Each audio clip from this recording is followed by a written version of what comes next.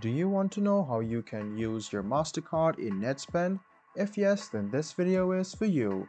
Hello and welcome to Tech Basics. It's your host back again with yet another interesting tutorial video. In this video, I'm going to teach you how you can use Mastercard in your Netspend account. Go ahead and open your Chrome or Edge browser and then go to Google. In the Google search bar, search for Netspend Mastercard login. Scroll a bit down and you can see this link over here. Click on Mastercard and Visa prepaid debit cards and it will lead you to this page.